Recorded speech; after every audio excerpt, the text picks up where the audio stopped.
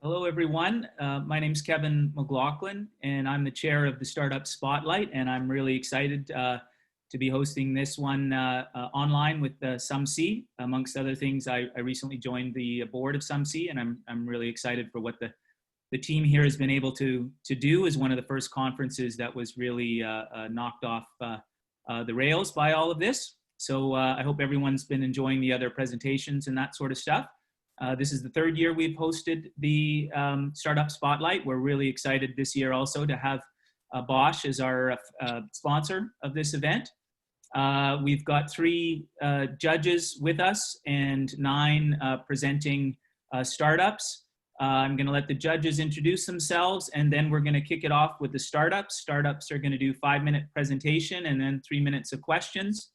And then later on today, the judges will have chosen 3 finalists, and this afternoon they'll come back and the judges will talk with those finalists about what they liked and maybe give them some advice and announce the winner this afternoon. I believe it's at 2 p.m., but it's in the schedule. Okay, so I'm going to ask, starting with Beth, I'm going to ask the 3 judges, Beth, Jason, and Trey, to introduce themselves quickly, and then we'll get on with a presentation starting with Commutifi. Great. Thanks, Kevin. Beth Bond here with the Bosch Urban Mobility Team. We are here in Chicago, London, Bangalore, a few global cities, really looking at what does 2035 look like for urban mobility. And certainly in the past 6 weeks, that has changed in trajectory. My background is in startup technology. So as the 3rd year that we've been a part of the Startup Spotlight, I'm so excited to see all of the different solutions that we'll be previewing today, and good luck to everybody pitching.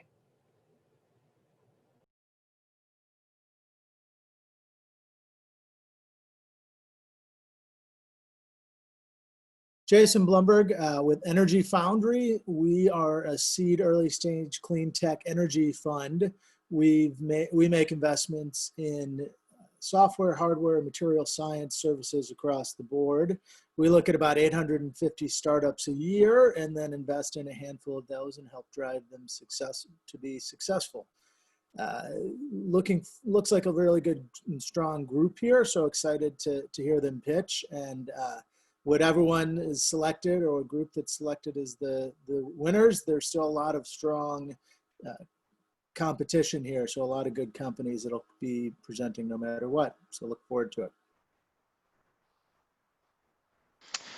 Hey everyone, my name is Trey Ingram and I'm a program manager with the Toyota Mobility Foundation, responsible for projects and initiatives in our North American portfolio. We were founded in 2014 as Toyota's only global foundation, and our mission is to simply help people go more places by sharing our know-how through our partnership network, whether that's with public agencies, private companies, or other nonprofit agencies. And we work in 2 primary areas: multimodal transportation and personal mobility. So please go check us out at toyotamobilityfoundation.org. Thank you.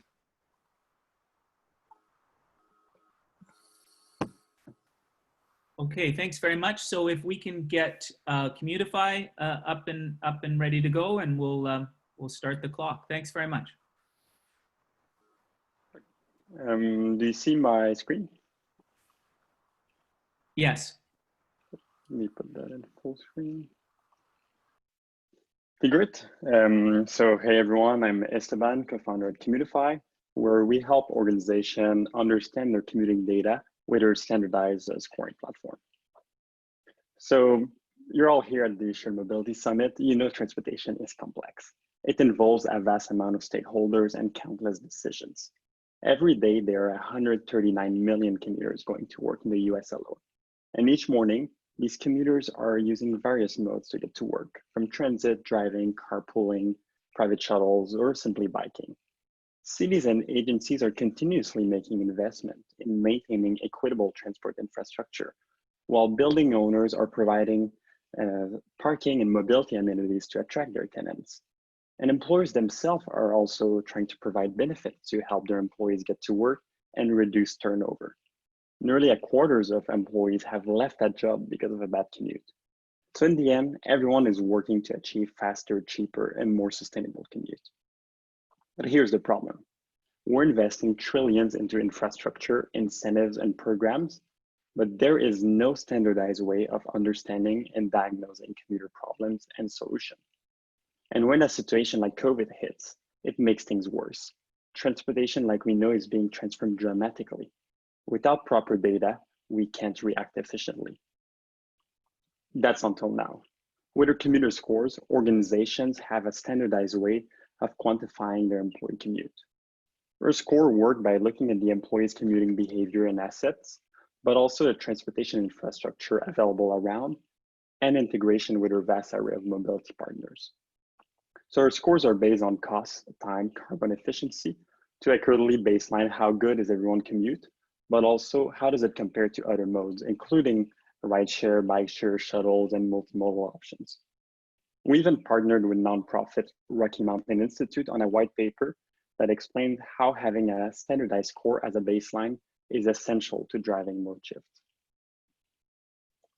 So we built a complete platform for enterprise, real estate firm, and municipalities to gather data and implement efficient commuting programs. We're technology focused. We sell our platform on a SaaS model that works alongside existing TDM, consultants, and planners. Our clients go from cities to Fortune 500 companies and SMEs. Our platform helps with the whole process, from scoring and analyzing to helping create, distribute, and managing new data-driven programs. And of course, it's a cycle. Our organization dashboards provide full understanding of anonymized commuter data with heat maps and analytics. We aggregate a mix of surveys, self-reported, and real-time connected data source from various mobility providers. We look at both the quantified metrics, but also the behavioral data and why commuters make certain decisions, such as driving your kids to school. And with that, our platform can identify target groups that are likely to mode shift and measure the impact of programs ahead of time. As an example, an enterprise or city that would be looking at a new transit subsidy could measure precisely how many commuters would be likely to use it, but also the impact it would have on their spendings, commute times, and carbon emissions ahead of time. And once programs are in place, our commuter dashboard helps drive easy distribution and high adoption rates. Each commuter receives their own score to help them understand their commute and compare options. They also have access in a single dashboard to all their programs, mobility solutions, and benefits that they can book and pay for directly. And for employees or municipalities looking to provide more flexible subsidies or incentives, we also have a mobility card that can be configured for any mode of choice. But we could have stopped there, but we wanted to offer sustainable options to commuters who have no choice but driving. And that's why last week we announced a partnership with nonprofit One Tree Planted to let commuters and organizations measure their carbon impact and offset their commute directly on the platform. But in this time, we're faced with another challenge: how to plan for a safe and efficient return to work. Data has never been as critical as it is now, and we've seen an increasing amount of requests from our existing and new clients needing our help to measure their work from home program and plan for higher driving rates due to fear of public transit. We've released a white paper and a webinar series on a 10-day guide to returning to work to help organizations prepare. We're Commutifi, and we're standardizing commuter score for shared mobility. Thank you.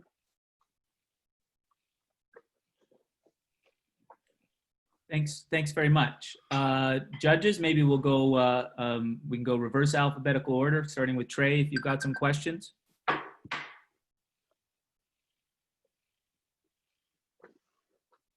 All right. So I just have a question. Who you see maybe as your primary customer? Are you marketing yourself towards corporations to be a commuting platform for their employee base? Yeah, that's a good question. So it's really, we see transportation is complex. So yes, enterprise are our primary customers, but also municipalities and cities which act as a customer, but also a distributor. For example, City of Boulder, Colorado is our client who pays us for all the data analysis and to inform their programs, but also markets their solution to employers within the city to help every single one of them manage their programs and implement new solutions. So it's really both enterprise and cities.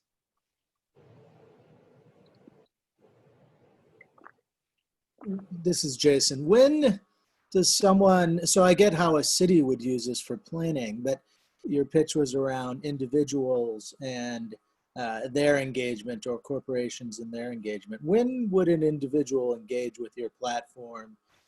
Take it to the point of a new employee joining a company, which I think is the target market, but maybe not. You know, when does somebody engage?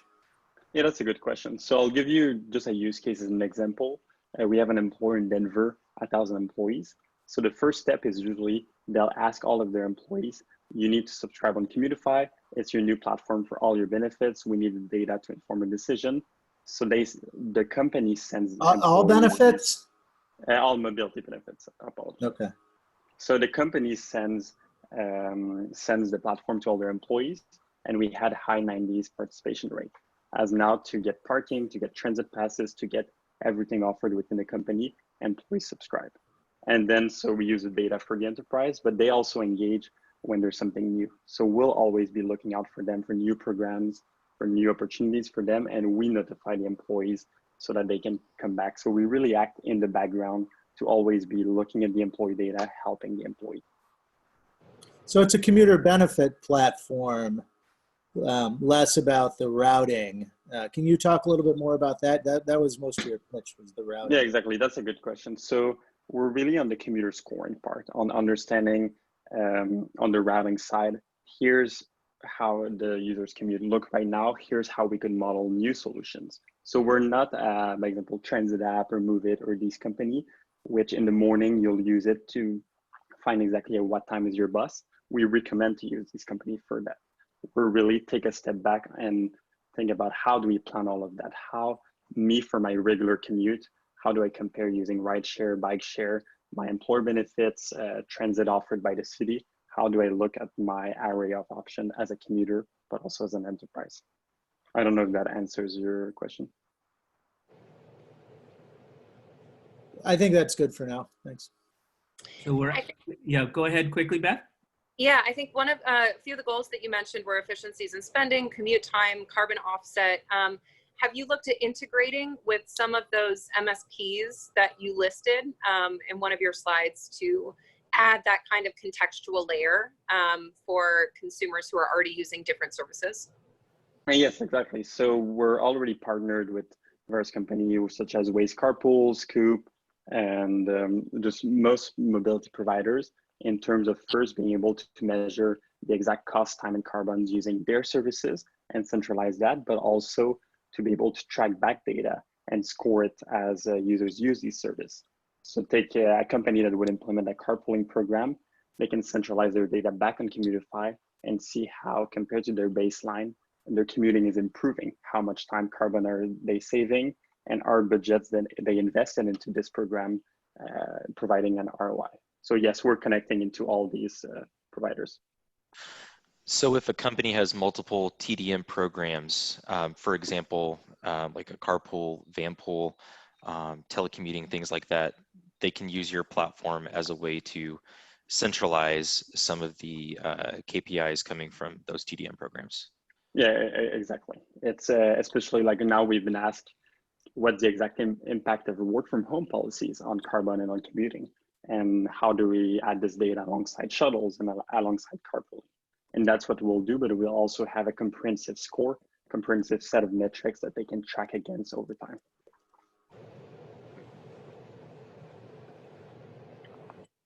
Okay, thanks very much. Just like the Price is Right, we've got to remember not to go over in our question time if possible. Next up is JitneyEV.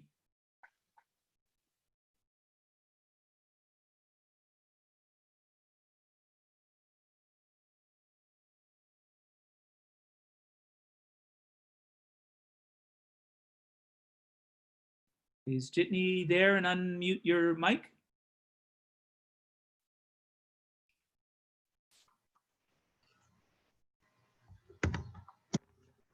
Okay. Can you see my screen okay?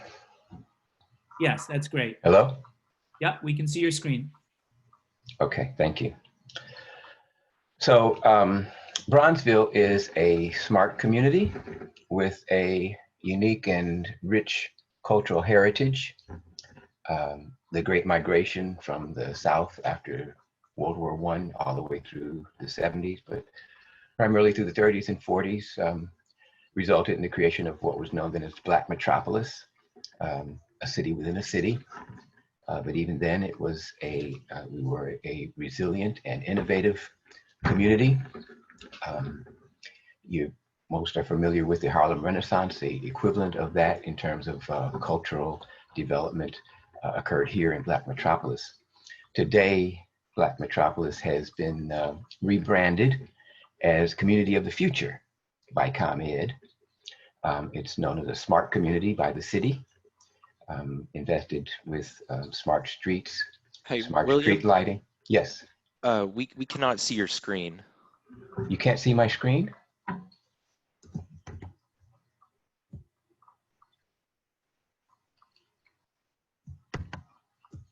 Can you see my screen now?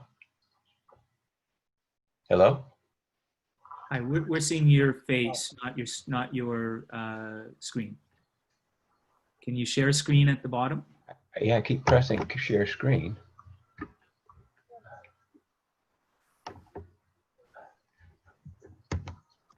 You don't see it. Correct, we do not see it.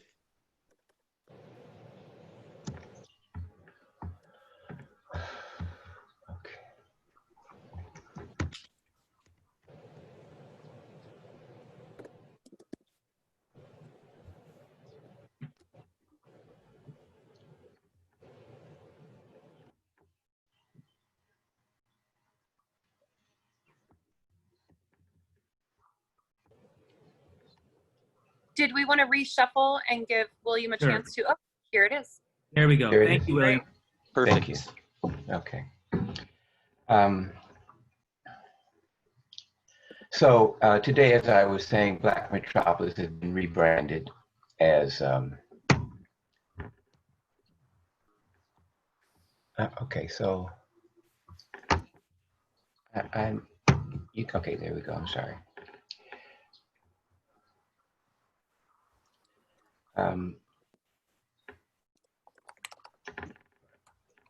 Currently today, Bronzeville is a smart community. We have the first in the nation microgrid cluster with, due to our partners in IIT and ComEd. We're a smart, culturally rich community. We have more architectural, cultural landmarks in Bronzeville than any other part of the city. A lot of the vestiges of Black Metropolis exist today in our architectural landscape, our museums. So we continue to be a international African American heritage destination, full of shopping and entertainment destinations, but also with a legacy of resilience, sustainability, and people connected by a shared history. So this is a community that has all the pieces in place to demonstrate how mobility as a service can enhance and grow our our circular economy.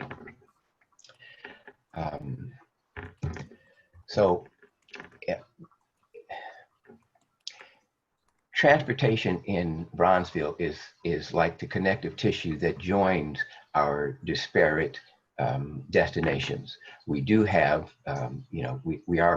we do have McCormick Place on the north, the future of the Obama Center on the south. We have White Sox Park on the west, and what is emerging is Bronzeville Lakefront on the east with the development of the 100-acre Michael Reese space. So we have the opportunity to connect all of our unique and disparate geographically distant destinations with a mass transportation shuttle.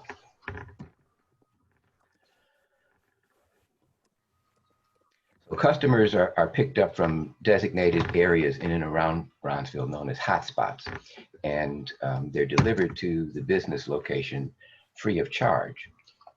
What helps us facilitate that is the technology, the platform app. Users can select, users of our app can select from a variety of experiences, whether they're starting in one place and want to enjoy fine dining or cultural entertainment or shopping.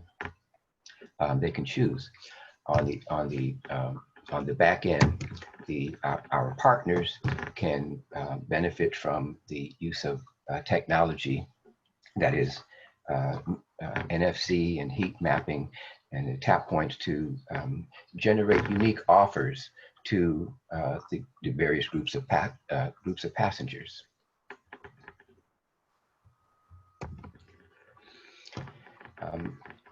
When we envisioned JitneyEV, it was during a pre-COVID environment, and all of that has been sort of thrown into the mix today as we engage in COVID response strategies.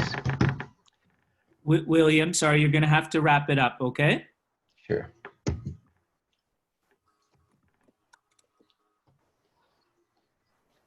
So this JitneyEV provides an opportunity for our Bronzeville retailers to have a unique platform for connecting customers with their products. We rely on our partners in the Bronzeville Retail Initiative and the Bronzeville Alliance to review retail data, which helps drive that.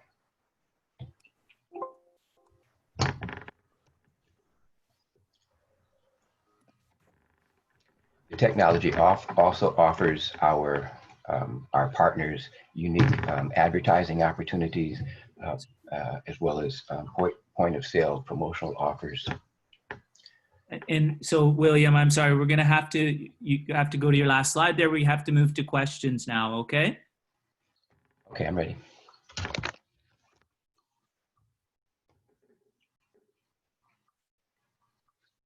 Jump in, judges. Take your questions now. Thank you. William, Beth here from Bosch. I wonder, given kind of repurposing the technology to be more goods delivery versus movement of people, what is the kind of response that you've had initially from Bronzeville Chamber of Commerce or retailers who are looking at maybe not spending dollars in order to get customers to their store, but really just looking for economic engagement within their hyper-local area? There has been a lot of interest in the delivery of goods. How we modify our platform to accommodate that, we have not begun yet the sell-in. Our initial business model was viewed with interest by our retail and our destination communities, but we've entered into a new phase, so we're still negotiating that part. The dynamic has changed somewhat in terms of subscribing to a delivery service, but we believe it is still viable, even especially in a post-COVID environment.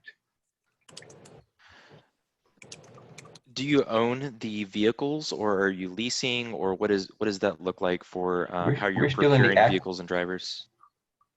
We're still in the acquisition phase. We're looking for sponsorship, but we would like to own the vehicles, but we are open to leasing. So your current model is a little like free parking at some extent. The retailer will pay for the people to come to their store or their restaurant to get them there.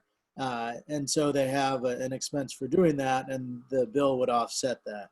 Is that your initial model pre-COVID? That's correct. The destinations in Bronzeville would subscribe to the service based on their level of activity. And so the service, the transportation would be free to the user. So that would be whether it is a customer going from one place to the store, to the other destination, or whether it's the purchase and delivery of goods from a retailer to a purchaser. And how is it's a neat idea. How was the response from the retailers for signing up to drive customer demand that way? I'm sorry, would you repeat your question? How was the response from the retailers or restaurants for driving customer demand to their store that way? Oh, our initial response from retailers, it was positive, even though it's a new concept. So most are waiting for some buy-in, and it's a little too soon to say whether what type of product delivery response. We're still trying to gauge that in terms of the COVID response. Sure, but your prior version, they would have then even done the marketing for you because they would offer it as a service to their potential customers. That's correct. Have you? I know it's an early concept, which is fine. Have you talked to some of them about how they would push that through their channel or to their potential customers on your behalf through that partnership? Well, we offer guidance in terms of cross marketing between participants, and also integrated marketing between destinations. We began our outreach by trying to establish the initial routes with our anchor destinations, and then by using the allure of the anchor destinations, bringing in the more local retailers. Okay, thank you very much, William. We're going to move on to Commute now. Thank you, guys. Thank you very much. Thanks. Appreciate it. All right. Hello, everyone. Let me just share my screen real quick.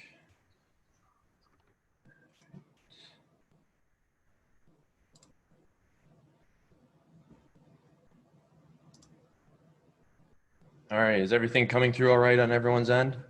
It looks good. All right. Awesome. Well, I'm Peter Deppe with Commute, founder, CEO. And really, here at Commute, what we say is the current dockless rideshare charging just doesn't work. It's very unreliable. It's very unsustainable, as you saw in the beginning. I mean, people are throwing these scooters or e-bikes in the back of their trucks and driving around, or it's very expensive on the side of the mobility service provider. And then on the side of a municipality and community, it's a huge mess. So enter what we call flexible docking. So what we do here at Commute is we provide infrastructure, so charging infrastructure, to really help offset the cost of charging for mobility service providers and rideshare operators.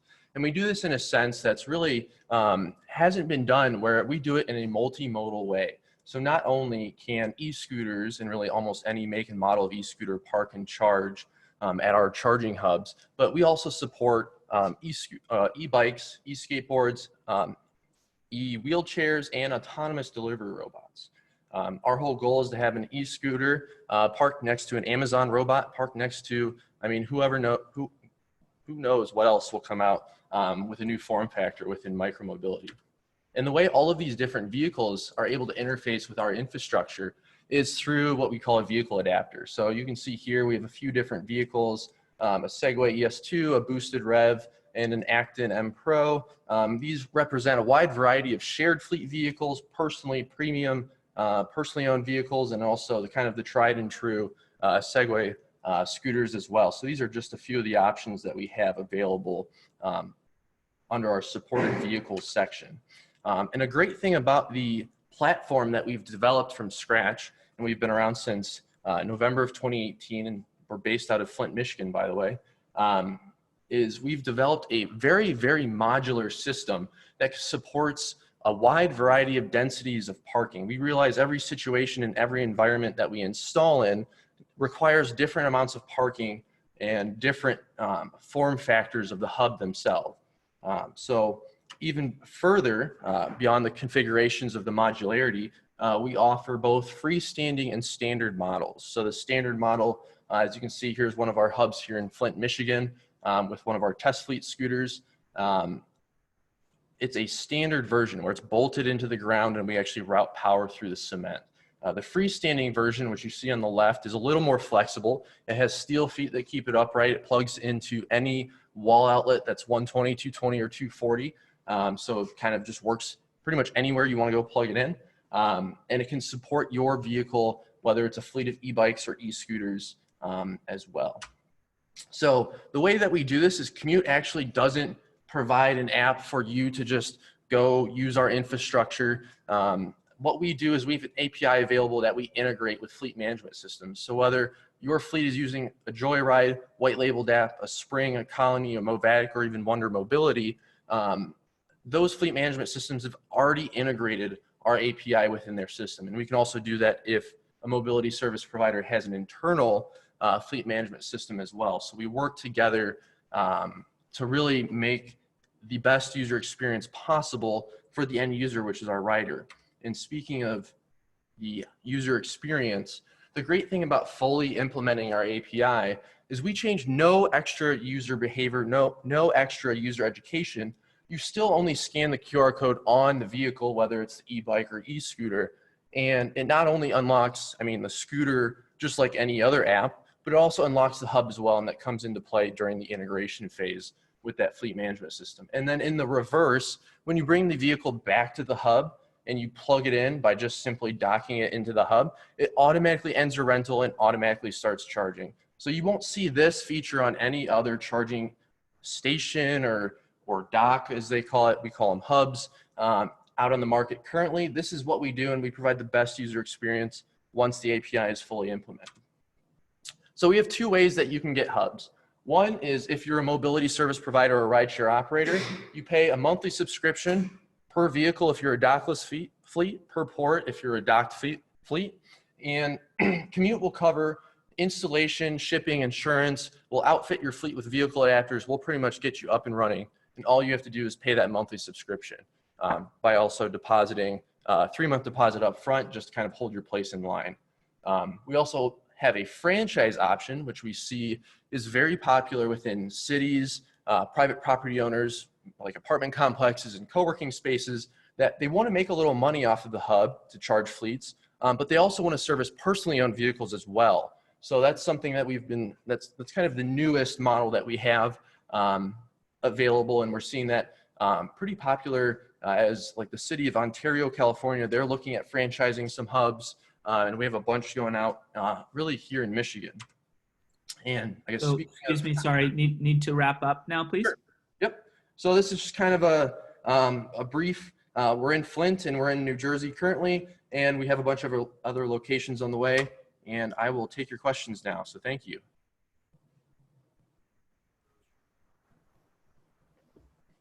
Thank you for the presentation.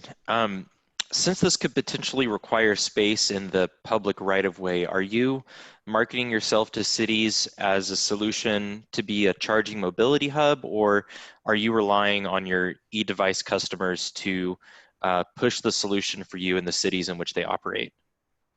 So we're a platform and vehicle agnostic. So we would market more towards cities as being a place for both shared and personally owned fleets to be able to park and charge. So think of us as like ChargePoint or the Tesla supercharger, but for anything smaller than a car. And what's your competitive advantage or moat that keeps others from saying that's a good idea, I'll just do the same thing? Really it's really the whole package. We've developed this from the ground up. Most of it is proprietary and patent pending.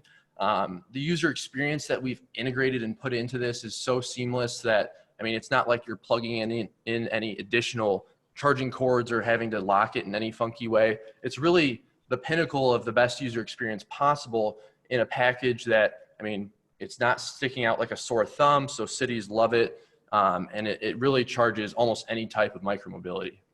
Will cities buy 200 of these, so now you're the only choice in the city? Yes, we haven't had an order that large, but for example, in Ontario, maybe it's 20, 30 of these hubs that's providing parking for anywhere between, 60 to 100 parking spots. But technically, I mean, we could be an option in a city for both shared and personally owned mobility. Yeah, just a comment that I love the model. I think obviously electrification networks are a huge consideration. It takes, you know, three scooters to get from in the Capitol Mall from the Lincoln Memorial down to the Capitol building. So I see the huge problem. I wonder, in terms of your revenue channels, are you guys leveraging carbon credits for the kind of energy consumption that you're switching people over to? So that's something that we're really pushing for. We haven't completely implemented that just yet, but that's something that we're working towards. And then per unit, what is that cost for install, for hardware? So for the subscription, we charge a mobility service provider $55 a month per vehicle or per port, depending if they're docked or dockless. That's how we set up the vehicle to grid subscription that I mentioned earlier. The franchise model, it depends on the configuration of the hub that you're looking to purchase. So that's anywhere, a starting price is about $3,000 for a Commute Smart Charging hub. Thanks. Yep, thank you.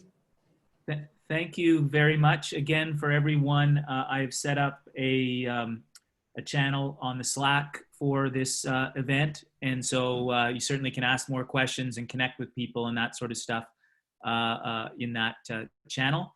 Next up is OurStreets. All right, thank you very much. I'm just going to share my screen. Okay.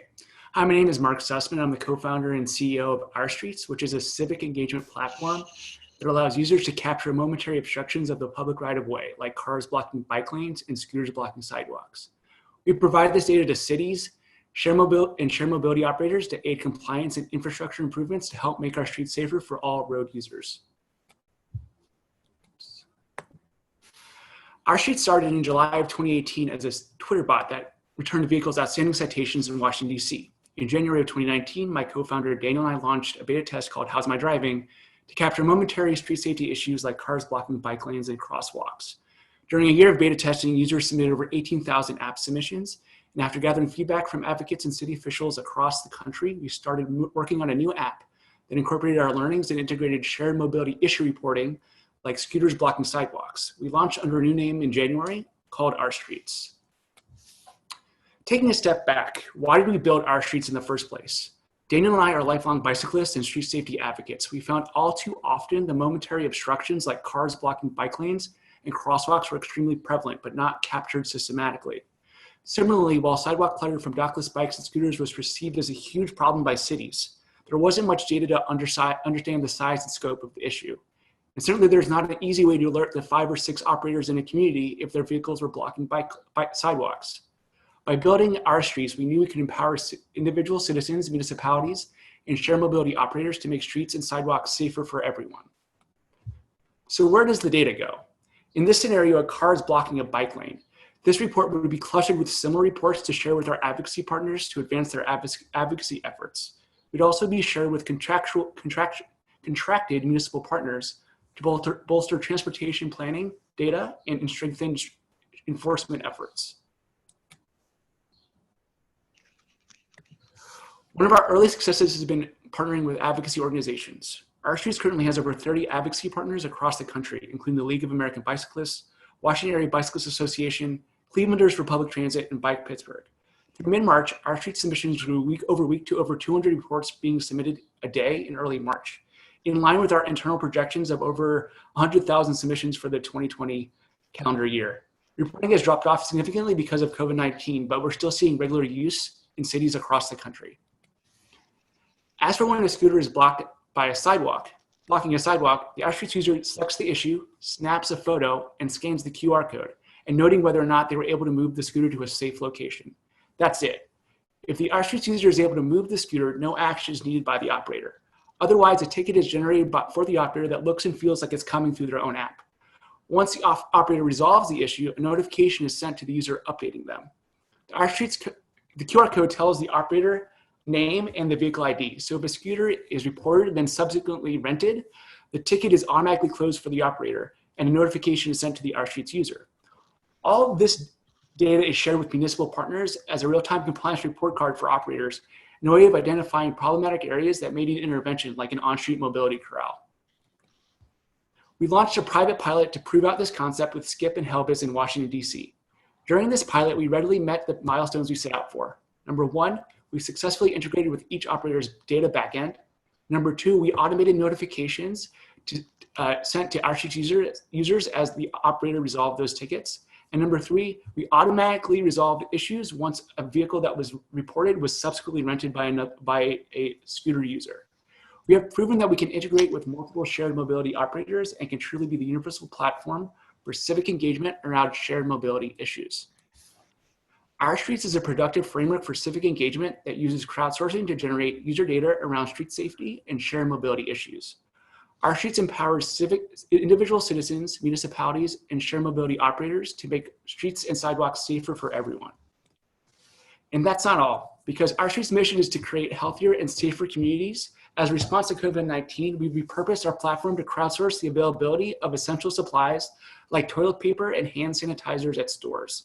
With OurStreets supplies, neighbors can share what's in stock with their neighborhood, helping others avoid unnecessary trips. Supplies is built directly into OurStreets. We've had over 30,000 downloads in the month of April, with adoption in cities from Pittsburgh to San Jose leading the way. This means our street safety reporting tool is in the pockets of tens of thousands of people who may have never heard of us otherwise.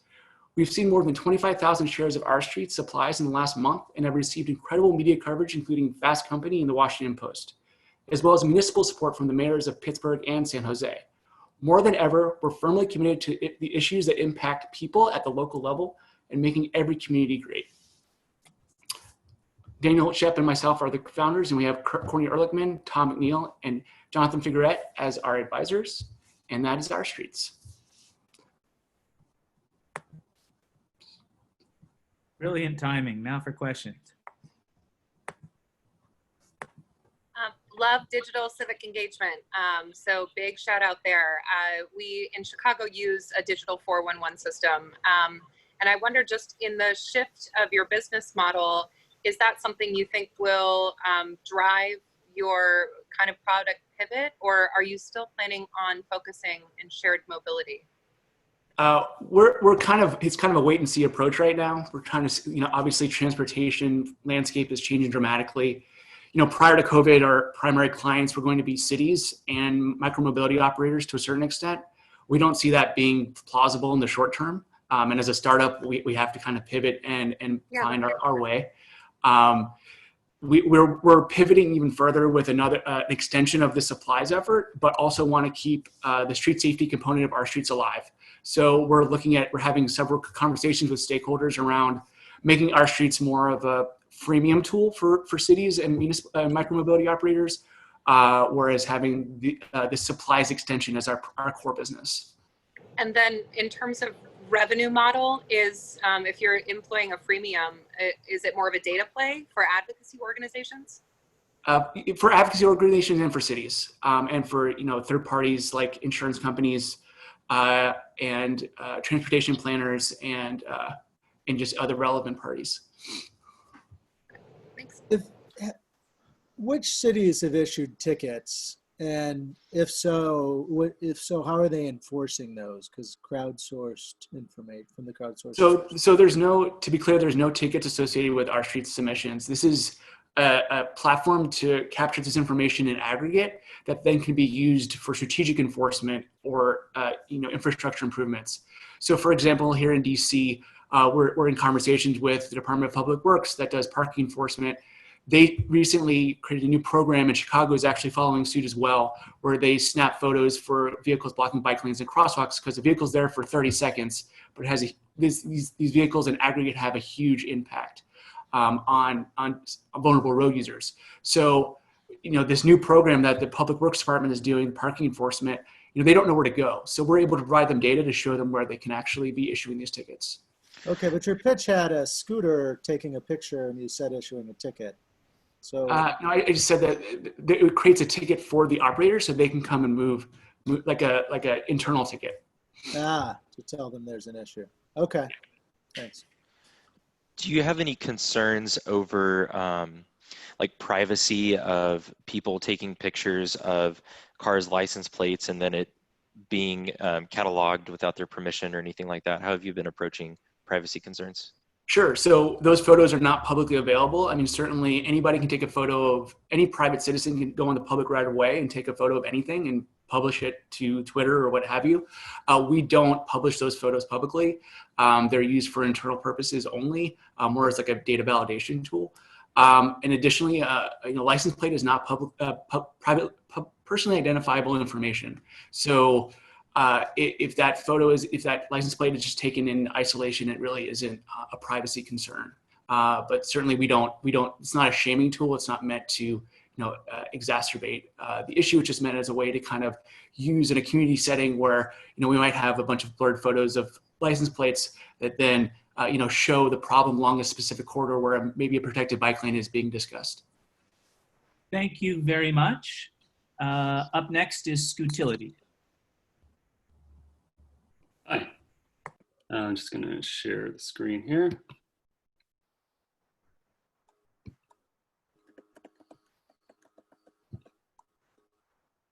Can you see that okay? Yeah, looks great. Okay. All right, I'm just going to hide this here on the side. Okay, so I'm Antonio, the founder of Scootility. And scooter sharing has grown hugely, but it isn't profitable yet. And that was even before the pandemic. Part of the problem is the electric scooters out there have been falling apart before they pay themselves off. So companies are coming out with tougher scooters, but there's still a lot of room for improvement. Now, to be clear, cities absolutely need better infrastructure. As an urban planner, that's very clear to me. We need protected spaces to ride, places to park, but we also need better hardware. Even those newer scooter models have short lifespans compared to bikes in shared fleets. And some people find scooters hard to control. Now, that's one reason behind all those headlines about crashes. Often it's people running into fixed objects. And scooters don't do well with potholes, rough roads, in the rain. The brakes are terrible. You actually get warned to stay away from hills. And here's something the industry has given very little attention. When people are moving around the city, about half the time they've got stuff to carry, and scooters are bad at that. I remember a friend complaining she couldn't take a scooter because she had a purse and a bag of groceries. And here's Alyssa Walker from Curbed tweeting a similar complaint. Now, actually, if you read the instructions, they'll tell you don't carry things. Now, you can hang bags onto handlebars, but that makes the scooter even less stable. And if you're adventurous like these two, maybe you can find a workaround, but it is a safety problem. Luckily, this woman here, she wasn't hurt, but the dash cam or the mirror cam shows her losing control because she was carrying things. So, as Riley Brennan of Trucks Venture Capital says here, where is the Ford F-150 of light electric vehicles? So what if there was a scooter that let you carry stuff like a cargo bike, but was still compact like a scooter? Well, Scootility is building a utility scooter. It's the SUV of scooters in the sense that SUVs are rugged and they're handy for hauling things. So you've got plenty of room to carry stuff, but it's compact, it's got better handling, better stopping power, and it's designed to stand up to heavy use. So here's a quick peek at what our utility scooter will look like. In this version here, you can see the lid on the cargo box that protects your stuff. Here, that lid's open and the scooter's parked on its tip-proof stand. It's longer than most scooters, but it's shorter than a bike, and that's a key point. Scooters are compact. That makes them fun to ride, and that's one thing that makes them appeal to people. And it also makes them easy to park. So Scootility squeezes ample cargo into a compact overall form, and we've got a patent on how to do it.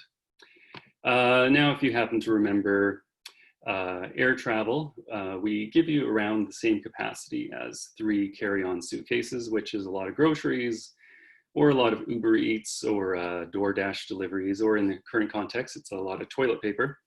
Now, on that note, what about COVID? So when cities start moving again, scooter sharing will bounce back. And as this article argues, it's no riskier than a shopping cart. You know, you can wear gloves, you can fit scooters with self-sanitizing hand grips.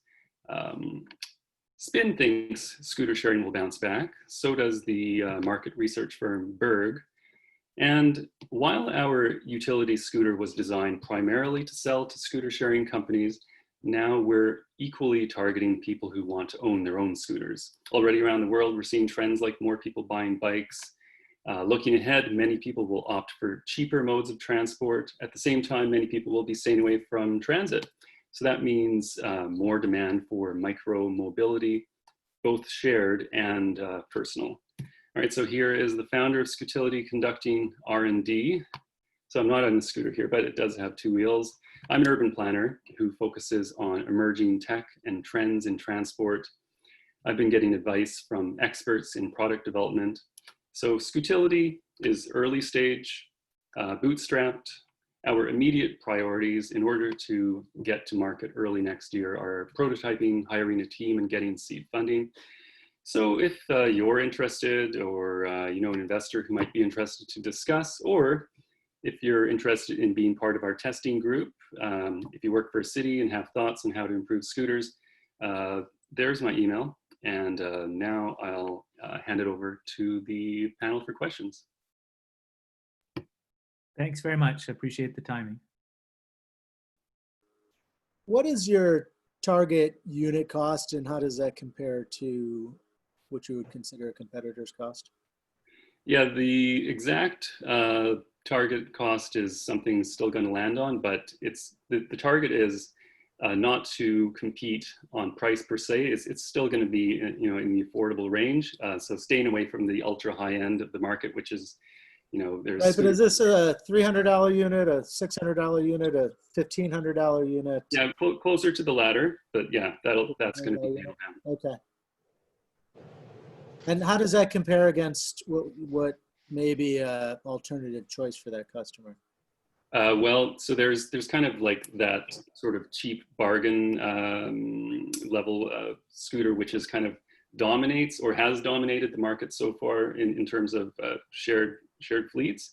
But all of the providers are moving to, you know, tougher scooters that aren't quite as cheap, and so this is going to be a little bit more expensive, but basically the payoff will be in terms of being able to serve way more trips, that flexibility, the rideability in terms of the better handling, and you know, the lifespan as well, which is really going to increase your lifetime value.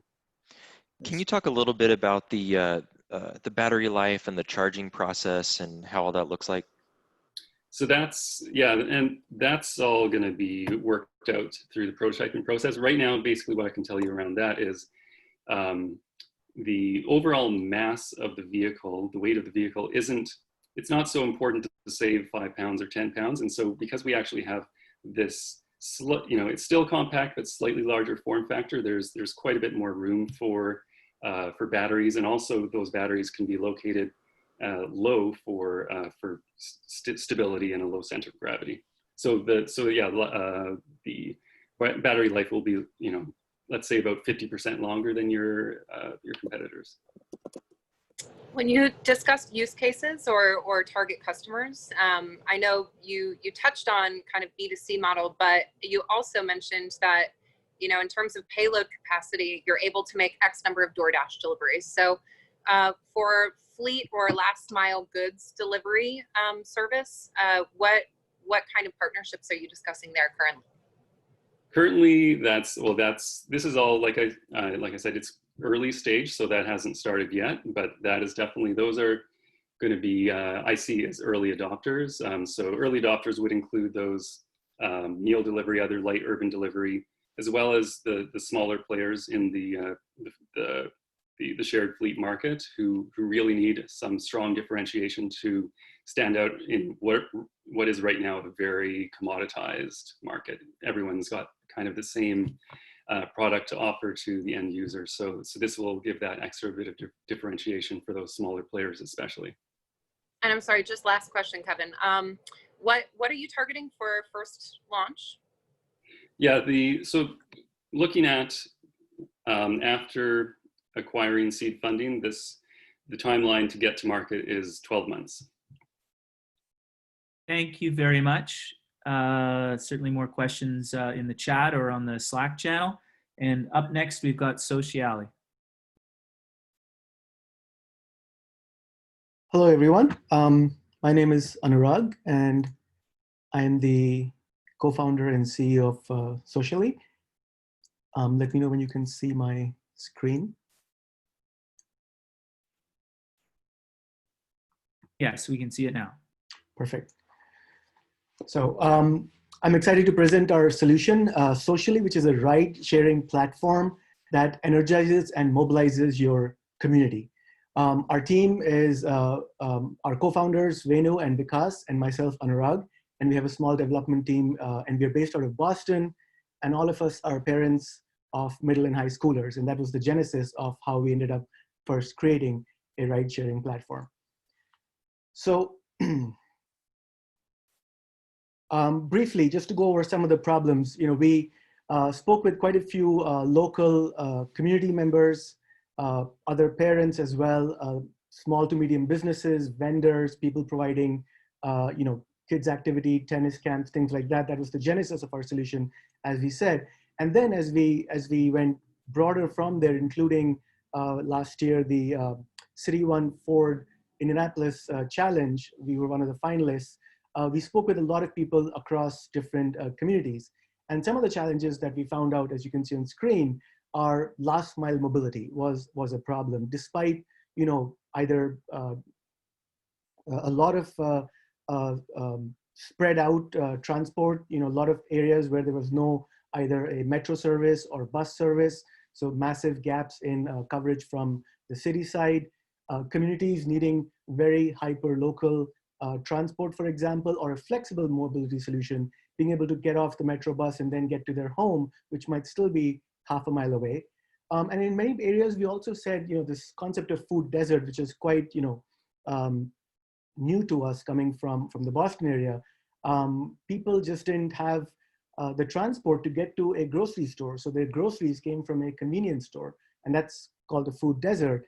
And we flipped it around and said, well, some of our solutions can present a food oasis. We provide that mobility, the last mile mobility, or being able to carpool and get to a place where you can buy fresh fruit and fresh groceries. So those are some of the challenges out there.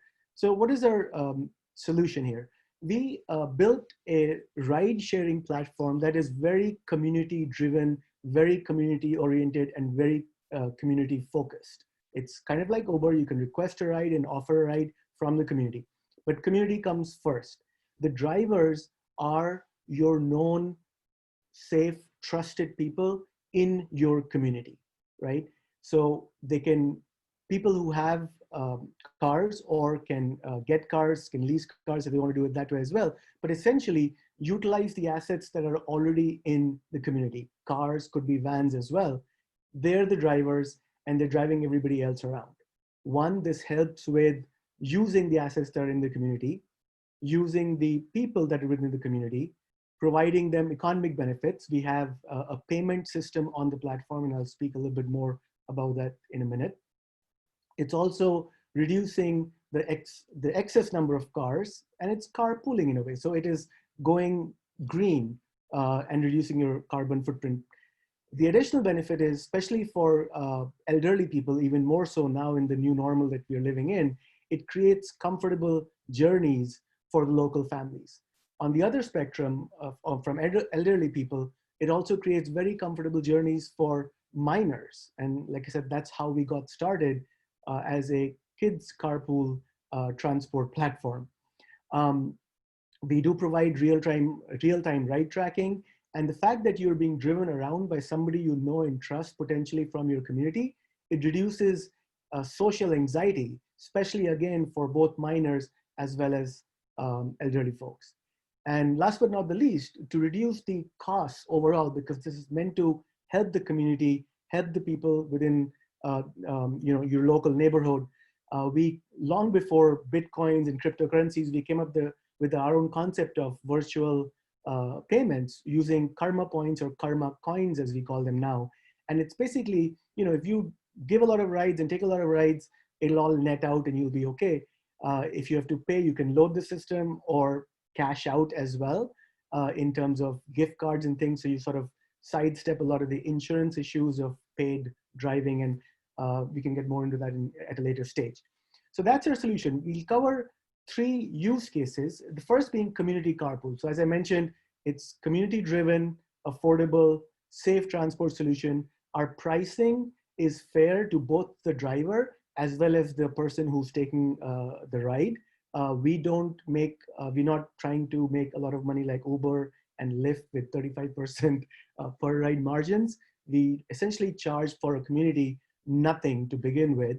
And if it's sponsored by other enterprises, then we have a very, very low cost, essentially to cover our operating costs. It brings more community engagement, more communication, helps with the well-being of the members in the community as well, and keeping the income within your community. And in this new situation with the virus as well, the hyper-local rides that you're doing helps reduce the spread of COVID-19, because you're not going across many different geographical boundaries. It's all within the community with shorter distances, hyper-local rides. And you're also less dependent on centrally managed platforms like the Ubers and Lyfts, which dictate the terms from a more centralized viewpoint. This is much more, you could have this open in one community and not have it running in another community because of the virus situation. So it's very, very hyper-local. And I'm going to have to ask you to wrap up now, please. Okay. The second use case, the genesis of how we started, was the kids carpool. So I'll skip over that. And the third one is, again, using this for enterprise carpool, where people who are going to the same geographic area or same workplace can carpool together in the same fashion, reduce carbon footprint, reduce traffic congestion, and help with employee satisfaction. So that's our platform. Those are our co-founders as well, and happy to take questions. Do you conduct any background checks for drivers or vehicle background checks before they're approved to be drivers on your platform? So in the purely community-driven version, we do not, because you're carpooling with somebody you most likely know and trust, especially if it's involving seniors or kids. I mean, you wouldn't send your kid in an unknown stranger's car, although a lot of people do that. But typically you'd carpool with known friends or acquaintances, or somebody you met at the soccer camp where your kid goes as well. So for the purely community-driven version, no. But as we thought of expanding into more of the enterprise mobility use case, we plan to do that. So with that response, how are you handling the liability portion of not doing background checks, even for the community carpool use case? So in the case of the community carpool, it's as similar. So we are essentially a communications platform, number one. We don't provide the cars, we don't provide the drivers. If you hop into a car with your friend and go to Walmart or Costco or the mall, it's pretty much that, but done in a much more efficient way by using our platform. So the liability is the same as you jumping into your friend's car and going to the mall, which neither of you is liable for.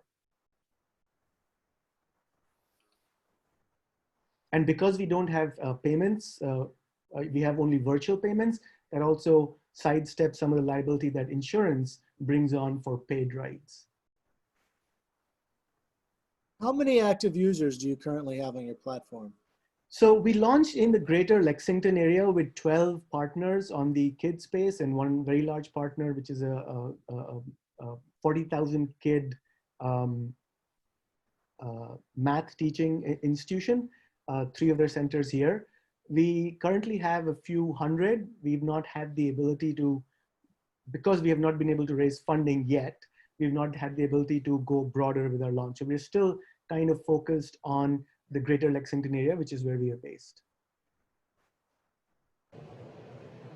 A question just about the loyalty system. I do echo the question just about liability, not only for background checks of the driver, but also condition of the vehicle, and even for people who might have food allergies that are getting into a vehicle that once had some reactive content. So for the karma points that you're issuing, what is the plan for redemption? Are you working with sponsors for that? Yes, that's a great question. So we're very excited about our karma points part of the platform. So one keeps away from having to make payments very often and pay payment fees and 3% and things like that, leaving more money in the pockets of the drivers and therefore cheaper rides for the consumers as well. We do allow for conversion today of the karma points into major retailer gift cards. So if somebody is just providing rides most of the time, not using as much, they could sort of quote unquote cash out that way and use it for retailer gift cards. For the enterprise model, we want to tie those in. We are a completely API-based platform. We want to tie those into incentives with the vendor or the enterprise we want to work with. In the case of a city, it could be consuming those points for, let's say, buying a metro ticket, right? So the fewer cash to virtual currency changing hand is good for everyone, but you could say use 5,000 karma coins to buy a 5-ride metro ticket. And those are the integrations we've thought about with cities, with other vendors. You could do something like that for getting a 1-month preferred parking at your workplace in exchange for 10,000 points. So we have thought about a lot of models around the virtual currency that don't need it to be converted into real cash and basically keep a lot of money in the pockets of the consumers on both sides. Thank you very much. Up next Thank is you. Stable. Hi, everyone. Let me share my screen. Yes, we see it now.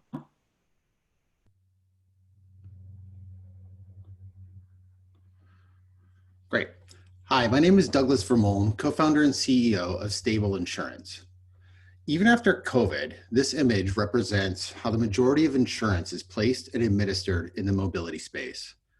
Now, it might not be a bricks and mortar office anymore because of COVID, but even with the use of Zoom, Slack, and other work from home technologies, it doesn't change the fact that insurance sold to mobility companies by brokers and carriers isn't fit for digital first clients.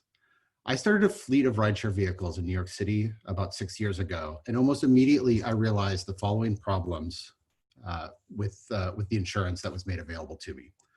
First, the pricing is not matched to risk. Policies have vague references to the number of miles driven, but we had no way for mobility companies to relay changes in usage to the carrier or for them to share data they are collecting on driver performance, like driver star ratings on rideshare platforms. Second, the coverage is not correct or it's inflexible. We've seen higher non-owned auto coverage offered when TNC insurance is what was needed to meet state mandates. And if a mobility company wanted to quickly pivot into a new business line, as is needed right now with COVID, with rideshare into delivery, they wouldn't often be covered for that new line of business. Third, no data-driven steps are being taken to reduce future risk of claims. Mobility companies have these rich data sets on which users make up the majority of their claims, just waiting to be unlocked to help improve safety and claims experience on the platforms. And fourth, the coverage is often confusing for platform users when it needs to be used. And there's no way to track the claims process for users that are in accidents. Stable is working to solve this. We are a digital platform built to deliver optimized insurance products and services to the mobility industry. We integrate into mobility platforms so they can secure better insurance to help them scale. So how does this actually work? Our platform can integrate with your mobility platform, or in some instances, we can help build up your organization's platform to track and manage logistics. Once we are plugged in, we can track usage, user and driver habits, and insurance interactions. This provides us with a rich data set we can use to improve and potentially lower your insurance costs. Given the open source nature of our platform, we can also integrate with other third-party service providers, such as background check companies, telematics companies, OEMs, and data analytics companies to help provide further data collection or analysis. For instance, if you already have a preferred telematics solution with an API interface, we can plug into this solution to capture and make full use of that data. Or if you're working with a software solutions provider offering your logistics and app support, we can plug directly into that provider to layer our insurance and features into your product. While lowering claims incidents is the ultimate goal and the ultimate way for us to cut down on insurance costs, we know we have a long road ahead of us with a lot of experimentation. So the most immediate way for us to lower insurance costs is through automation. This helps us to offer our insurance processes that run automatically with little support needed from your team or our staff. I'm going to go through a few examples of our solutions now. Here's an example of us providing utilization-based insurance where a fleet owned by a TNC had downtime with vehicles being churned in or held up for maintenance. We are able to geofence those vehicles and churn down premium costs when they are not presenting risk to the outside world. Here we are working to integrate our claims process into a New York City-based TNC so their customers and drivers can manage and track claims through the app. This creates a seamless and on-brand claims experience. With this same TNC, we're also working to handle their background check process so they are saving costs and time and integrations as far as their background checks are concerned, and offloading some of that liability as well. Here we are presenting here we're helping individual rideshare drivers pick better routes based on prior accident history in that location. And here we're presenting comparative risk scoring for drivers from one fleet compared to our entire driver customer base. This allows fleet managers to determine if they need to change the risk profile of new drivers that they take on as their rentals turn over. Now, COVID is probably front of mind for most, if not everyone listening today. The great thing about the products we are building is that they were already fit for purpose to handle a situation like COVID. Our mileage-based solutions are helping fleets and mobility companies pay less while their drivers and vehicles have seen dramatic drops in businesses. And our ability to track usage can allow mobility companies to quickly pivot into new commercial risks without massive policy changes. We are live with 3 insurance partners here in the US, one local carrier in New York City, a Lloyd's of London syndicate, and a specialty lines carrier, which is able to write across the US. We also are in discussions with a European-based carrier to help open up our platform to the UK and Europe. If you'd like to have a deeper discussion on how we can integrate with your platform to build an insurance solution that can help you scale and adjust to our new reality in COVID, please do reach out. Thank you for your time. Thank you very much. Judges?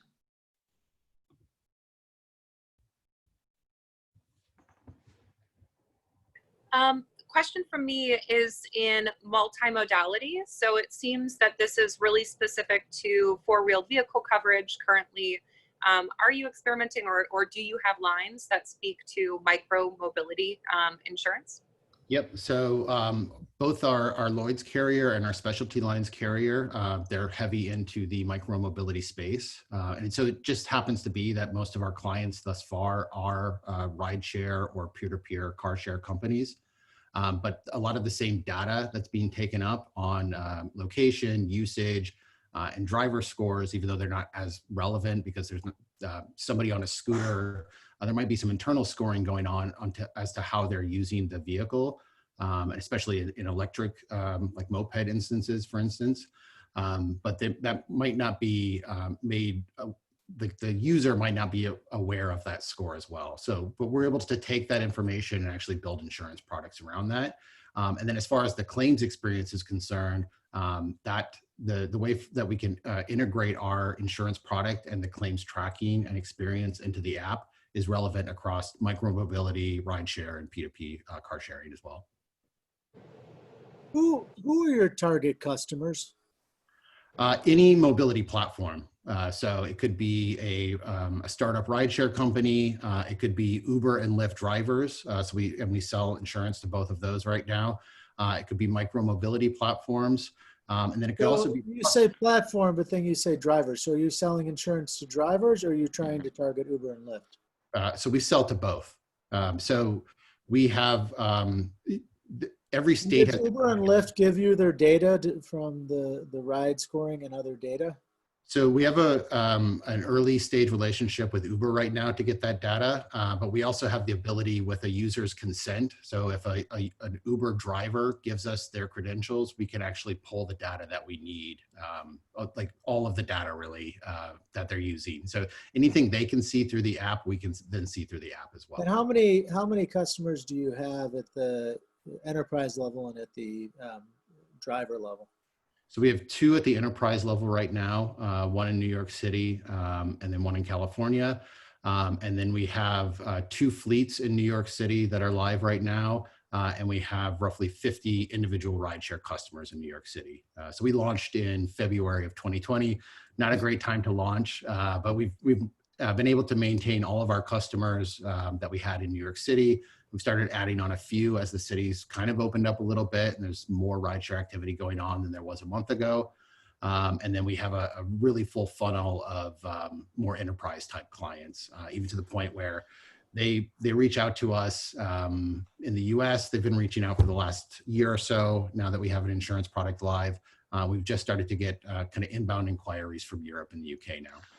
For your individual customers, are they using you as supplemental insurance to their probably already existing personal auto insurance, or are they using you as their primary vehicle insurance? Yep. So we take the place of their primary insurance. And so in a lot of instances, we can offer them a better personal auto rate because of the data that we're capturing. So rather than using a typical rideshare driver who might be 24, a little bit lower of an education level, maybe a bad credit score, they typically will not get the best liability rate just from an actuarial standpoint.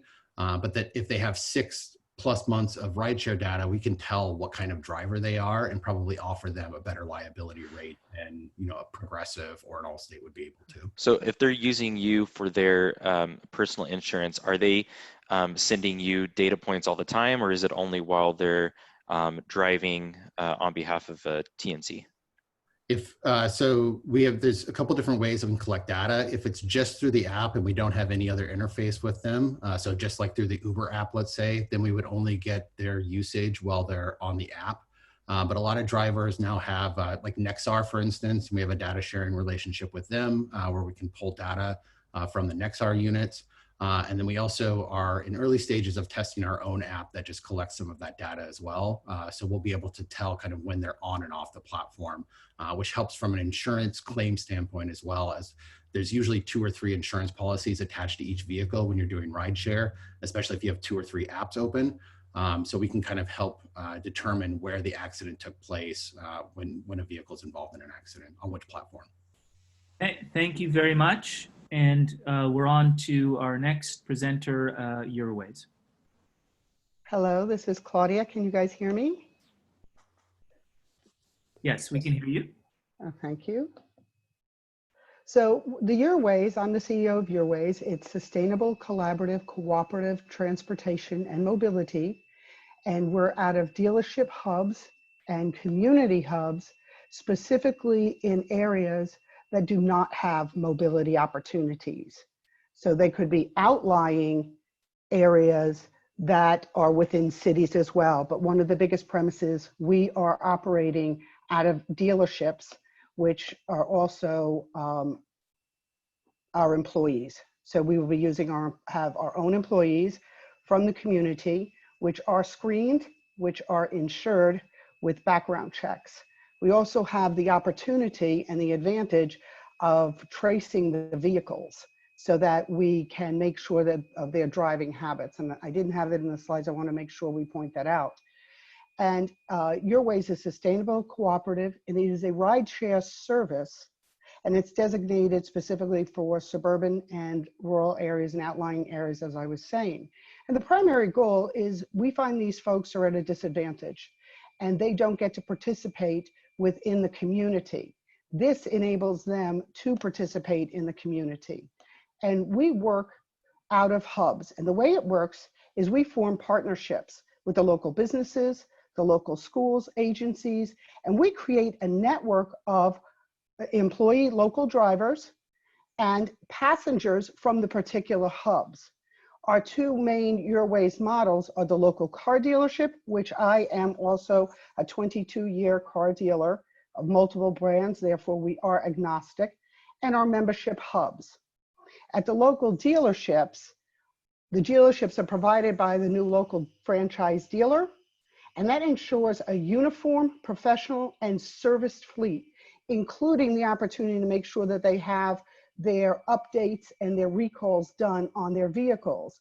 We also now, especially with COVID, have incorporated making sure that we also sanitize those vehicles. The membership hubs can be large, they can be small, they can be businesses. For the majority, they are nonprofit organizations. They can be churches, vocational schools. You know, you need to get your GED, excuse me, and they can be the local high school or the elementary schools as well. The logistics of URways is we are strategically located hubs. These are customized and scheduled rides, and they are direct pay or through the subscription. When we mean the logistical is because, let's say that you are with one of our partners. All your information goes through that partner membership hub. They don't pay for a membership per se, but they take the data from in the trusted hub, and we funnel the needs of the particular customer through the hub, be it for transportation, for education, transportation for their job, transportation to go to a basic needs shopping as well. The information stays within the trusted hub. We don't share the information. It's secured within the hub, except for something identifying, such as an identification on their phone. Many of these people may not have a phone, so they will be issued an ID card that simply has their picture and their name and a digital number to go to the billing if they are being billed through their membership hub. Or, by the way, our government, local governments very often are paying for workforce, and they're paying for educational. We do background checks, both on the driver and on the member, so that we make sure, you know, as car dealers, we are heavily, heavily insured. And we also have tremendous liability. But we also have the 5 other areas in our dealerships that help cover the costs for the customers that will be using URways. URways is community driven. It builds on the community by utilizing existing organizations as hubs to connect the individuals to the local schools, businesses, and food. We have multiple partners, and we're working with many public and private sector partners to build URways. And as time goes, we do expect to add some more. We have the community resources that are used by URways that helps the local economy. An example of which, we offset the costs of the vehicles, their uniform vehicles, by doing some marketing on the exterior of the vehicle, but also on the interior of the vehicle, where we have select pads, so that if you're there and you're driving from home and you're going to school, on that particular pad, it can pop up what are the resources are in the community for you. You touch the icon on the pad. It could be Highlands College, which is our partner and part of our curriculum. We've had 3 different semesters with them, working with us as their curriculum. You hit the Highlands or the technical school icon and you get connected to them as well. Therefore, you can get to the same with recruiting. You're on the interior of the car, you hit a button, it brings you to a recruiter. You have to start wrapping up now, please. Okay, these are some of our partners, which are also part of the government, large partners, small partners, many of which are, you know, homeless shelters of the like. It is scalable. We have additional members at designated hubs that are added. We have additional services. URways ultimately encompasses mobility services such as ride hail, delivery, rental, picking up and dropping off of scooters. We also have electrification. When you have a car dealership, we usually have the ability for charging stations, and this is very easily to market. We remarket in other areas through the dealer base and through the Chamber of Commerce. You have to wrap up, please. Okay, thank you.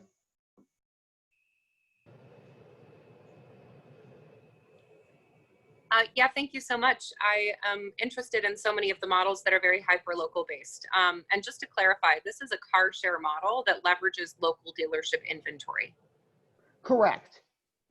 So that you can, so that you can be in multiple locations with your own designated hub. So I can be in Billing, Montana, and have a URways hub stationed out of a new car franchise dealer. Yeah, and it sounds like there's a lot of things that you are looking to provide to the community. It's rideshare, it's delivery, and you mentioned a subsidized model through car wrapping. I just want to clarify what the revenue. Okay, model so we use local advertisers and local wrap companies to do the local marketing. I know that there's some out there that do it nationwide. That's not what we're doing. In each one of the communities that we're prepared to be in, we use the local, not just the wrap on the car, but we also are doing digital marketing on the exterior, on the roof of the car, so that can also offset the costs with the local advertisers. And sure, we can use Target or Macy's or some of the bigger ones, but we really work closely with the local companies to be able to market and advertise at a very reduced rate. Since this is built around car dealers, are you leveraging excess inventory? Are you leveraging cars for a short period that you're going to then flip and not have a loss? Okay, I am a car dealer, and yes, we are using their inventory. And the good news about the inventory is very flexible. So remember, these are scheduled rides. The rider actually has a reserved seat. It is reserved in advance so that if you're going to go to school, you need a predictable drive. So we're not following what the route is. We are putting people into the car and creating a ride share around the convenience of the customer. It's very customer centric. What does that have to do with your question? We can build the car from a 4-seater, 6-seater, 8-seater, 10-seater to a van. We can adjust the size based on what the demand is for those particular routes. And yes, it does offset the cost of dealerships by taking inventory that might be on there for 3 months and they need to get it out of there. Therefore, it helps alleviate and helps their business structure as well. So it complements new car dealers because it goes through their service department, it goes through their parts department. We get to make sure that every update that is needed is done on those vehicles. So you never have to worry if that car is up to par and if it's safe. But it also is sustainable because then those car dealers are also churning their inventory. Because if you're in these rural and suburban areas, many people need Sorry, cars. we've got to wrap this up and get our last panelist in. Thank you very much. I appreciate it. Thanks so much. And now it's White Fox. Thank you. Thanks, Kevin. Just waiting to share my screen here. I had trouble with my screen. Did you listen? Got it. Okay, great. Let me know when you see my screen. Kevin, do you see it? Yes, thank you. Great. So thanks for having me, Kevin. So just, it's great to see a lot of the other panelists talk about how, a lot of us have seen a lot of the major issues that come about with the dockless model. I actually remember being in New York City over 1.5 years ago, getting my first electric scooter in New York City, and very quickly realizing that it was one of the best ways to get around. Around the same time, the dockless model started popping up on the West Coast, and realized that, that may not be the best solution for our home here in New York City, as well as other walkable cities and micro communities. But a docked model, similar to City Bike, might work better, since the consumer behavior and preferences are already attuned to that type of model. And it overall it solves a lot of the negative consequences that come with that dockless approach. So we started looking into the market trends of what caused this whole industry. So we found that, due to increased urbanization, decreased car ownership, increased urban sprawl, and failing transit infrastructure were the main trends that actually caused this market to open up. So the market responded naturally with this dockless scooter model. Some of the pictures that you've seen and some of the other presenters as well, in actuality, it ends up looking a lot more like this on the right-hand side. So we took a look and we said, what are all the issues that come about with this response? When we were able to put them into 3 major buckets: safety, externalities, and profitability. So with safety, you see a lot of pedestrian hazards, safety hazards, traffic hazards, a lot of unreliable and inconsistent user experience, and hard to get helmets. Externalities, you actually saw a lot of scooters being left by the water and the wind blowing the scooters into the water, and now you have lithium-ion batteries disintegrating in the water. Obviously not ideal in terms of an environmental friendly solution. And finally, in terms of profitability, you saw major issues in terms of lost and stolen scooters, misuse, mistreatment, vandalization, and the use of freelance laborers, which was very costly. So we took a look at all those, kind of problems and realized the problems still exist that people can't get around in an efficient, organized, and sustainable way. And we came up with a solution as the first dock-to-dock e-scooter company in the US, really catering to walkable cities and micro-communities through our partnerships with both the local government as well as private property owners like hotels, parking garages, apartment buildings, and the like. So that's who we are. How does it work? You simply download the app, use the app to find the nearest docking station, scan the barcode to start the scooter, ride it to your destination. You can also have an optional pause functionality for a discounted rate. And finally, you can return your ride to the nearest docking station. Here are a few screenshots of our app, and you can see a few of the different locations that we have currently. We actually have now 8 active locations in our home market of Jersey City, right outside of Manhattan, that we launched in last summer, in August of 2019. We have some traction metrics in some following slides, but just wanted to give you a brief idea of what the app will look like. You can see our docking stations, how many scooters are available, how many docks are available, your ride history, and things like that. Here are an actual example of one of our partners, Commute, that we partnered with for some of our permanent docking solutions. So you can actually see our location there at a contemporary museum right now at Jersey City, as well as on the right-hand side, you see a temporary docking solution that we can also implement outside of a co-working space that's currently active in Jersey City as well. So as you can see, different functionality in terms of locking and charging on the Commute side, modular as well, and then on the temporary side, primarily focusing to corral the scooters and keep them organized. In some cases, we can implement charging functionality as well, and plan on we just got a shipment of our first swappable battery scooters, and that's very exciting to deploy as well. As I mentioned in the scooters, we've first launched with a small pilot of 10 scooters and 2 docking stations, and since then have grown to 8 active locations in the Jersey City, Hoboken area, where we are the only scooter operator at the current time, and have already signed exclusive contracts with some of the top hotels and private property in Manhattan and Brooklyn in preparation for legalization. In terms of the product, as you can see here, we launched with 9bot ES2s, the industry standard, and now have moved on to the Actin M Pros, more specifically the swappable battery sharing model, that are overall very robust and meant for this use case. In terms of traction, as I mentioned earlier, about 8 months since launch, have had close to 1,000 rides taken, over 1,000 users as well. Over 15 scooters deployed, 8 active docking stations, and over 4,000 in revenue to date. There's a few exciting new revenue opportunities that are coming about due to this COVID crisis that I'm excited to mention. But you kind of overall wanted to mention a lot of our standard pricing as of now. So ride revenue, $1 to start, 15 cents per minute, very affordable, industry standard. Also, we've started to charge some of our partners an amenity fee to have this docking station right outside their apartment building or museum. We signed our first contract like that with, recently in Jersey City. And finally, in the future, we can also implement advertising on the scooters, the docks, and the app. To expand a little bit on the amenity fee portion, we've noticed that in a COVID-19 world and a post-COVID-19 world, many people will not want to be riding shuttles, densely crowded shuttle services to their nearest transportation hubs, like train stations. So now, a lot of the apartment buildings that we're actually already servicing are in talks with us to basically buy unlimited plans in bulk, or figure out some type of way to make this to subsidize or fully subsidize our solution for their residents. So for example, to wrap up, please. Just to wrap it up, we've seen that this solution comes with a lot of even unit economics and profitability, advantages from multiple revenue sources, as well as cost savings since we're not using the gig workers.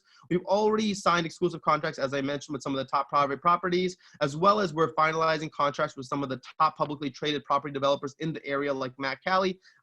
These are a few logos of some of our, partners. A little bit of our differentiation, but the main things are we're the first dock-to-dock model to launch in the US, and we partner with private property owners. That's kind of the main two. And as you can see, just our team, we have, you know, a team from some of the big rideshare companies or other Revel, micromobility like Bird and others, as well as a great advisory board. The number one person here is the CEO of Ninebot USA, the scooters that the whole industry started to use, and we're working together on a proprietary technology as well. So that's basically it. Thank you very much.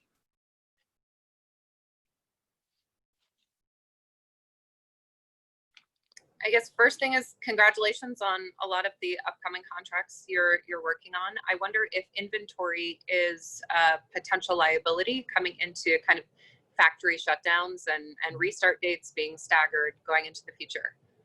Yeah, it definitely, so we've been basically spreading our docking stations more thin. We've been kind of spreading our scooters more thin just to not slow down our growth, since our private property partners are still super excited and they want to activate their locations. But obviously on the supply side, it definitely gets constrained a little bit. However, we've seen that some of our contacts that are using factories in China, they are still in production, but the shipping times have increased. So that's kind of the major impact there.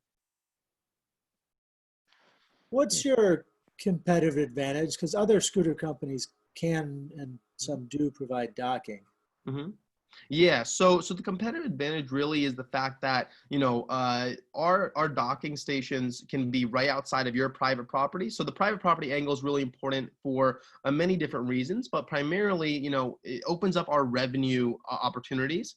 But if a resident knows that, you know, there may be a dockless scooter, you know, a couple blocks away, they always know for sure that there's, you know, recharge, rebalance, and maintain scooters right outside their doorstep at any given time. And with these kind of you know, partnerships directly with the private property owners, we can get these you know, amenities subsidized. So, you know, obviously this amenity can be free for me versus having to, you know, go on a dockless scooter. In terms of the moat and differentiation factor, all of our contracts are exclusive. So essentially, as we're signing more and more exclusive contracts in our service area, if anyone else wanted to come in, and we've already signed a lot of the biggest property developers in that area, it's more likely that they'll want to partner with us or acquire us than try to rebuild our strategy from the ground up. So that's a little bit on that.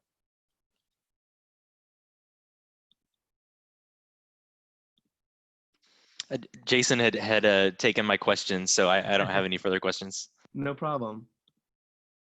I'll ask another question. What is, you've pointed out with dockless, there's an issue with the life of those, you know, being 3 months or maybe 9. There's a debate about how long. Mm-hmm. With yours, both, what's your experience and what's your projected life for the asset? Yeah, so our projected life, we've seen already much less vandalization in terms of scooters, much less lost and stolen scooters because of that docked model. They're always in safe areas and things like that. So we project that our scooter life will be, you know, kind of at least 18 months, especially Acton alone, the new scooter provider. They're projecting up to 18 months of useful life themselves, and we project even longer than that due to our dock-to-dock approach. So we're pretty bullish in terms of an 18 plus useful life for our vehicles. Sorry, I do have one more quick question. You said you're currently partnering with Commute to utilize their charging stations. Are you, I think I saw maybe in your slide, and correct me if I'm wrong, that you're working on developing your own charging station as well that would be, you know, White Fox branded and everything? Yeah, so we like the Commute one because it has locking functionality. However, in some cases where we don't have access to power and you know, maybe it's a smaller location, the university or private property may just want, you know, a temporary docking station that doesn't need that you know, power outlet functionality. So so basically in those cases, it's very easy for us to just simply get a metal fabricator to, you know, fabricate some metal, put a temporary docking station there, and then use swappable battery scooters to service that location. But we do plan on using the Commute hubs in you know, in some of the more established and bigger areas that we have access to power. Thank you very much. We could maybe get you to stop sharing your screen. I don't know if that's on your there. There you go. That's great. Thanks so much. Okay, so thank you to the audience. A big thanks again to Bosch for sponsoring, to Beth, Jason, and Trey, our judges, and to all of the 9 startups that presented here again today. So the format now, we're going to ask the 3 judges to stay on. They're going to have a chat and select. Everyone else is asked to head off and grab some lunch. There's some other breakouts happening if you check the schedule, which is posted in the chat. And at 2:15 Chicago time, that's in about an hour and a half, you can see on the schedule how to come back in. The 3 finalists will have been notified and will return to listen to the judges talking, giving some feedback and talking a little bit more specifically to them. And the 3 judges will also announce a winner. So that is, again, starts at 2:15 Chicago time in about an hour and a half. And thank you all very much today. Thanks. Thank you. Thank you. Thank you, Great everyone. job, everyone. Thank you. Good job, everyone.